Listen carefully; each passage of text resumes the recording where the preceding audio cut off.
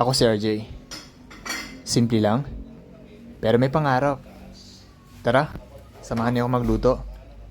Di ko alam talaga guys kung anong lulutuin ko ngayon. Basta meron ako dito upo, tapos meron akong sardinas. So bahala na si Batman kung ano yung lutong maging sa gagawin ko. Basta meron akong upo, binalatan ko yung upo natin. So pasensya na kayo dyan sa mga marunong magluto, sa mga scholar. Kasi hindi talaga ako marunong, I'm just trying my best talaga. Trying my best talaga ako na trying hard kumbaga.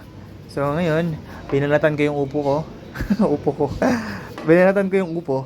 Ayun guys, pagbalat ko ng upo, medyo makapal pa ngayon pagbabalat ko. Ayun, hindi dapat kagaling kakapal. But it's okay, ang mahalaga, malinis natin yung ating upo, mabalatan natin siya. At saka, yeah, that's all. Antayin natin guys kung ano yung maging or ano yung itsura ng pagluluto natin. I don't know kung saan ako dadalhin ng pagluluto ko na to. Basta nag-volunteer ako magluto kasi I love cooking talaga. Even though na hindi ako marunong, but masarap kasi talaga pag paglaruan yung mga mixtures ng, alam mo yun, paglaluin mo yung mga seasoning, yung alat, yung tamis, yung tabang, alam mo yun yung mga ganun. So nag-i-enjoy ako na magtimpla kumbaga. So that's why I always talaga yung alam mo nag-volunteer ako pag nagluluto. So ayun guys, so nag-slice na ako. So di ko rin alam, and that is my first time talaga na magluto ng upo, and di ko alam kung tama ba yung ganyan kaliit. Pero nung after naman pagluto, and after ko siyang maluto, and okay naman siya, masarap naman. Nag-advance na ako pero yeah, masarap naman yung finished product natin guys. So para sa akin lang, di ko pa alam, di pa natikman ng iba At the moment na nag-record ako nitong voice messages na to, ay yung voice over na to. Voice over.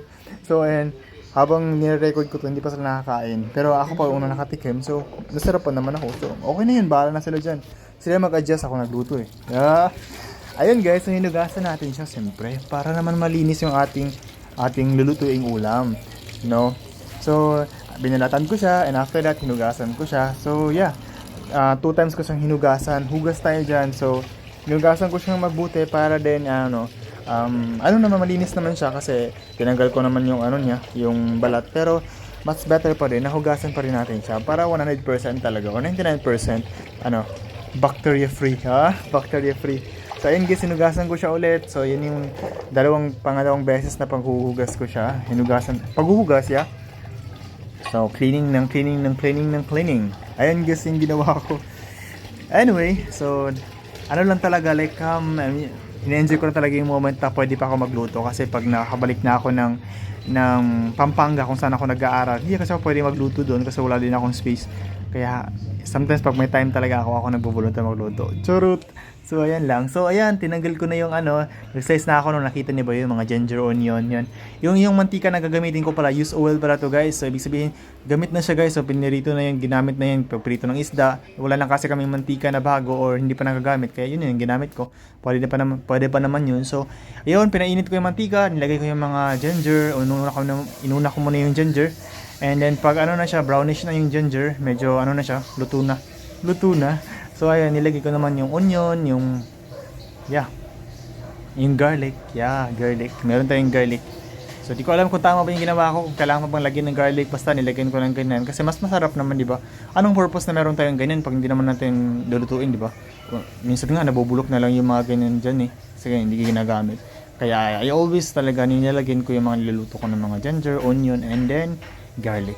Ayun. Anyway, yung garlic nga pala guys, pwede niyo siyang pwede niyo siyang kainin, and pwede nang pampababa yun ng blood pressure. Yun, pampababa ng blood pressure. Pang-low, pampababa ng inyong blood pressure, lalo na pag mga high blood kayo. So ayun, nilagay ko na yung ang ating upo.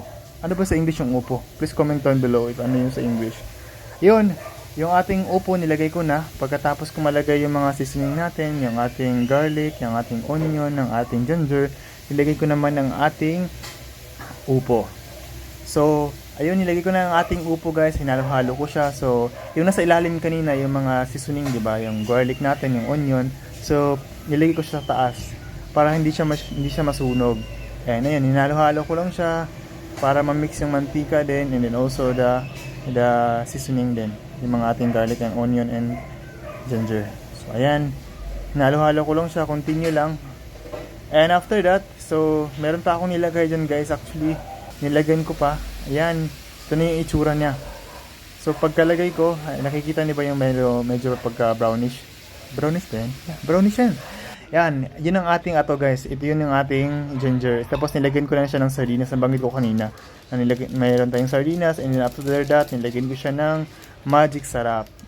Actually guys, yung magic sarap, pwede naman siya ilagay ng pagpaluto na siya. Pero ilagay ko na lang din para matapos na, para malinis na. Matapon ko na yung mga basura at saka mugasan ko na yung ating mga kalat. So inhalo-halo ko siya. Hindi ko na siya nilagyan ng tubig nga pala kasi yung ating upo naman kasi is watery. Ay meron siyang tubig, nagpo-produce siya ng own water. Hindi nga lang ganoon kadami. Anyway, yung nilagay ko naman, nilagyan ko siya ng kaunting suka para medyo maasim-asim naman siya, di ba? At matagal din mapanis. Yun yung sekreto guys. Actually guys, pag nagsayang ako ng kanin, kung gusto niyo matagal na panis yung kanin, lagyan niyo siya ng sukang vinegar. Depende na sa inyo yun kung gaano kadaming lalagay ninyo. Pag marami naman kayong sinaing, so lagyan niyo siya ng madami. Effective yun guys, kayang umabot ng 2 to 3 days yung kanin ninyo, hindi na papanis. Yun, tapos, yan na, nilagyan ko din siya ng ating pamintang durog at inaantay ko na. So, nainitan na ako dito guys kasi sobrang init. Pinatay ko sa yung electric fan. So habang inaantay kong maluto yung ating nilutong ulam pa sa inyo yun, para sa akin ulam na yun, masarap na yun. Ayun, so yeah. And then naghugas ako ng ating mga kalat. Nagugasan ko ng ating kutsilyo, yung ating chopping board, and ang ating mga baso. No, yun yung ating ginamit kanina. So inugasan ko na siya upon waiting sa ating niluluto. So yung medyo tagal ako maghugas dito, kaya yan, magdaldal na lang muna ako sa inyo para hindi kayo na-bored. Yo! Guys, pa-like naman ako ng video na ito. Charot. Pero nasa inyo na yan, bahala na kayo, mag-like ba kayo, ayaw nyo. Basta sa akin naman is, I'm doing this for memories na lang din. And entertainment, pwede ba? Entertainment, nakaka-entertain ba ako? Anyway, pag hindi naman, pasensyahan nyo na, scroll nyo na lang. Skip nyo na yung video na to. Anyway, thank you so much for watching this video nga pala guys. So antayin nyo muna maluto guys, tingnan natin kung okay ba yung ating luto. So try natin, antayin natin yung maluto. Malapit na matapos ang video na to guys, so antayin nyo na lang.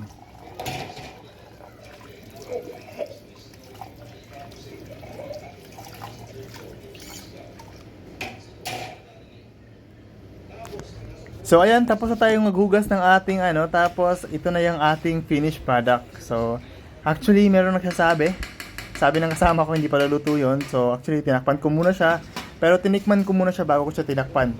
So tinikman ko siya to ensure na kung ilang minuto na lang siya. And also tinikman ko din siya para malaman ko kung okay na ba yung lasa. I mean, yung hindi ba siya maalat o hindi ba siya matabang. Pero para sa akin dito guys, okay na siya, perfect na siya. So, yun. Finish na.